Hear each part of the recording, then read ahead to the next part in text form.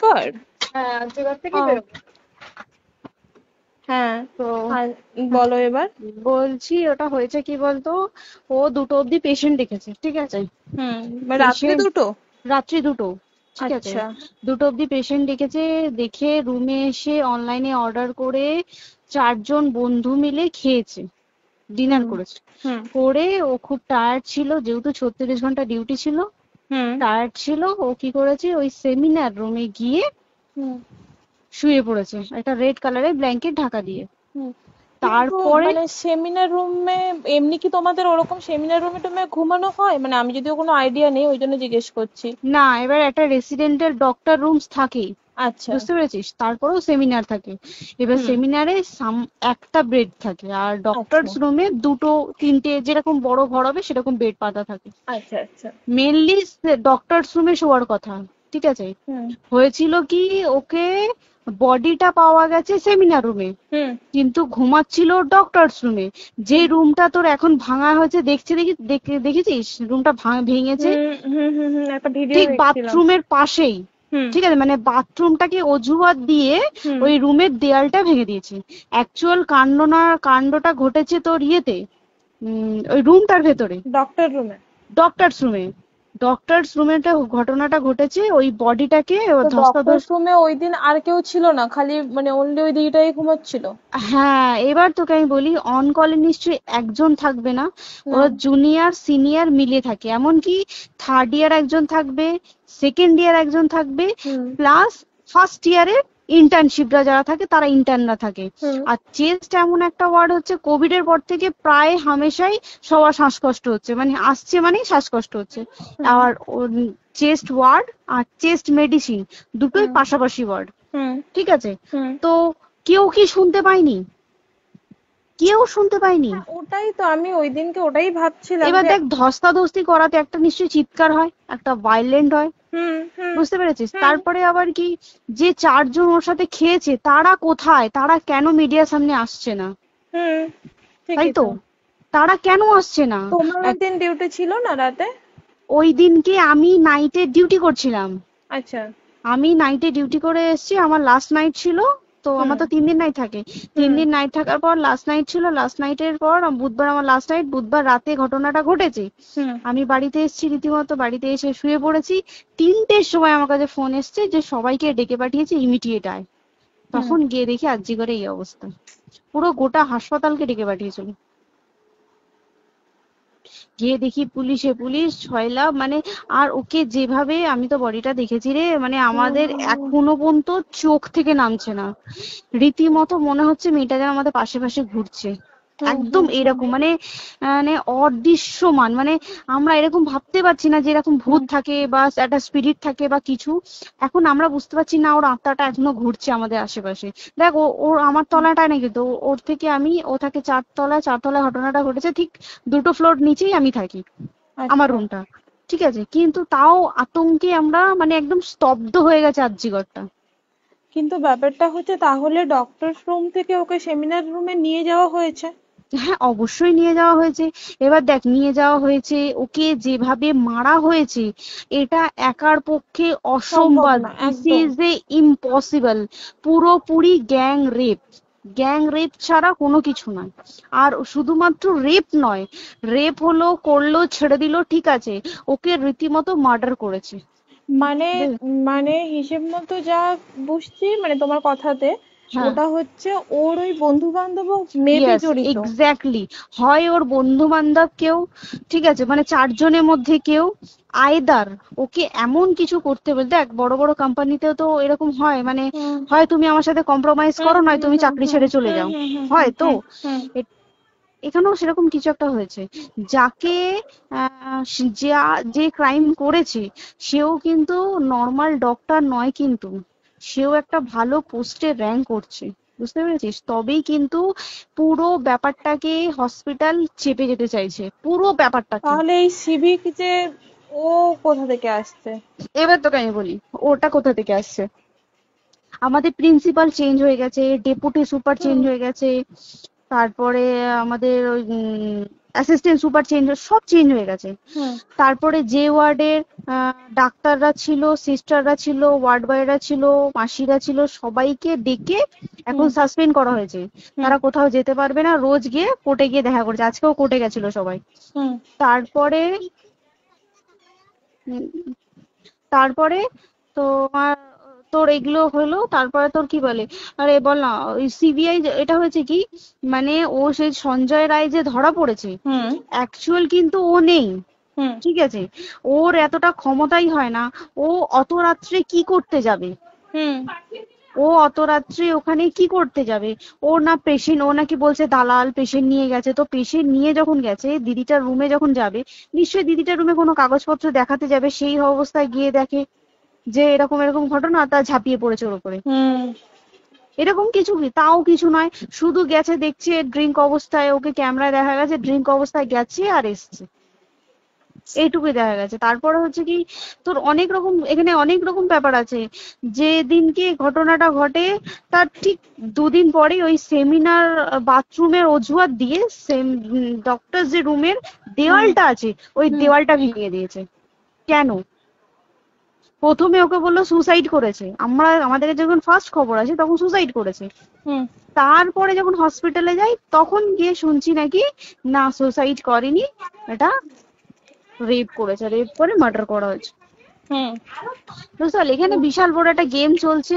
এবার আর যে, ওর উপর কি রাগ ছিল মানে? হ্যাঁ হ্যাঁ হ্যাঁ হ্যাঁ হ্যাঁ হ্যাঁ, একদম আমি তো কি বললাম, শোন, তুই যদি কারোর সাথে কম্প্রোমাইজ করি তাহলে তোর পোস্ট হুম বাড়বে, হুম হুম তুই হুম কারোর সাথে কম্প্রোমাইজ করবি না, তোকে মার্ডার করে দেবে। মানে মানে ওরকম টাইপই কিছু বলছো তো? এরকমই টাইপের কিছু একটা ছিল। আইদার খুব রাফ, মানে খুব রাগ, খুব মানে খুব ওর উপরে খুব ফ্রাস্ট্রেশন ছিল, যারই ছিল খুব ফ্রাস্ট্রেশন ছিল। শুধু ওকে মারিনি রে, রীতিমতো মার্ডার করেছে। ওর যে ক্ল্যাচারটা ছিল, হুম ওর আমি ইউরিন, শুনেছি এটা। ওর ইউরিনের রাস্তায় ক্ল্যাচারটা ঢুকিয়ে দিয়েছে, তুই ইস, জানিস?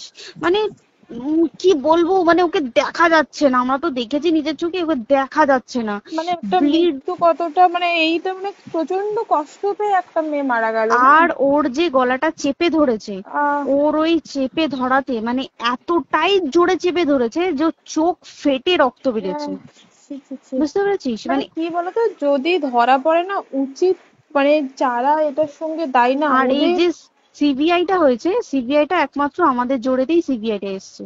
মানে হুম হুম আমরা ওই সঞ্জয় রায় একার পক্ষে সম্ভব না এইসব। তারপরে পোস্টমর্টম রিপোর্টে তুই জানিস, ওই আমাদের ভাজাইনা থেকে 150 গ্রাম স্পাম বেরিয়েছে। ইস, পোস্টমর্টম রিপোর্ট, 150 গ্রাম স্পাম, মানে বুঝতে পারছিস? Hmm not a calculated, minimum, minimum কম করে 6 থেকে 7 জন করেছে ওকে রেট। ছি ছি ছি। ওই জন্যই তো আমরা এতটা বেশি ভাইলেন্ট হয়ে গেছি, বুঝতে পেরেছিস? আর তারপর আমাদের, দেখো, একটা মেয়ে তার কাজের জায়গাতেই ছিল, এমনটা নয় যে রাস্তাঘাটে কোনো বিপদ, ও তার কাজের আরে জায়গাতেই সেফ নয়। শোন দেখ, বড় বড় কোম্পানিতে কি হয়, রুমের ভেতরে এগুলো হয়, মানে ধর রুমের ভেতরে হলো, যেমন কল সেন্টারে হয়, নাইট হুম শিফটে হুম হয়, হুম হুম। এইগুলো একসেপ্টেবল। বাট হসপিটাল হচ্ছে কিন্তু এমন একটা আরজি এরিয়া, করের মতো একটা, হ্যাঁ। আরজি কর বলে না, যে কোনো হাসপাতালে কেউ যদি স্ব ইচ্ছায় কারোর সাথে রিলেশনশিপে গিয়ে করতে চায় সেটা আলাদা জিনিস কিন্তু, হুম ঠিক আছে? হুম কিন্তু কেউ কারো বিরুদ্ধে এইভাবে করতে পারে না রে, তুই জানিস না? মানে ওয়ার্ডে দেখ, কম বেশি আমরা সবাই ঘুমাই, কম বেশি আমরা হুম সবাই জেগে হুম। থাকি, জেগে তো থাকি, তাতে কি কেউ শুনতে পায়নি? তার কি একদম সেটাই। ভাইলেন্স ছিল না? যদি কেউ না শুনতে পারে, তাহলে ওর খাবারে কেউ কিছু মিশিয়েছিল, হুম তাই কি না? হুম হুম সেটাও পোস্টমর্টম রিপোর্টে মানে লিক করছে না, যে কেন খাবার খাবার ও তো খাবারটা খেয়েছিল, সেটা তো নিশ্চয়ই পেটেই ছিল, পেট থেকে তো হুম বমি করে বের করে দেন, সেটা হুম তো ফরেনসিক রিপোর্টে কিছু বলবে। হুম আর তুই জানিস না, দেনার দেন মানে, ধর পোস্টমর্টম রিপোর্ট আসতে 3 দিন সময় লাগে, হুম ও যেদিনকে মরেছে ঠিক তার পরের দিনকে বিকালবেলা পোস্টমর্টম রিপোর্ট বার করে দিয়েছে, মানে বডি বার করো আর পোড়াও, হুম। 10 সেকেন্ডের মধ্যে ওর বাড়িতে নিয়ে গেছে, তারপরে বডি পুড়িয়ে দিয়েছে। মানে কি বলবো, হসপিটাল, মমতা ব্যানার্জি, সবাই মানে তৃণমূল প্রত্যেক সবাই হুম এটাকে পুরোটাই, কেসটাকে চাপা দিতে চাইছে, পুরোটা পুরোটা। তবে তুই ভাব, যে মানুষটাকে এত ক্ষতবিক্ষত ভাবে মেরেছে, তাকে অভিষেক ব্যানার, রেপ কি কলকাতায় প্রথম হলো? নয়, হুম বিভিন্ন জায়গায় বিভিন্ন ভাবে রেপ হয়েছে। হুম। ধরা পড়েছে, ফাঁসি হ্যাঁ। হয়েছে কি হুম। জেল হয়েছে। হুম। অভিষেক বন্দ্যোপাধ্যায় কেন বললো জাস্ট এইট তোর কি বলে এনকাউন্টার করতে? মানে কি সঞ্জয়কে যদি এনকাউন্টার করে পুরো কেসটা চাপা পড়ে পুরো যাবে, কেসটা চাপা পড়ে যাবে একদম। স্টুডেন্টরা ঠান্ডা হয়ে যাবে, হুম হুম। আর আমরা সেটা মানবো না, আমরা সেটা হতেই দেব না।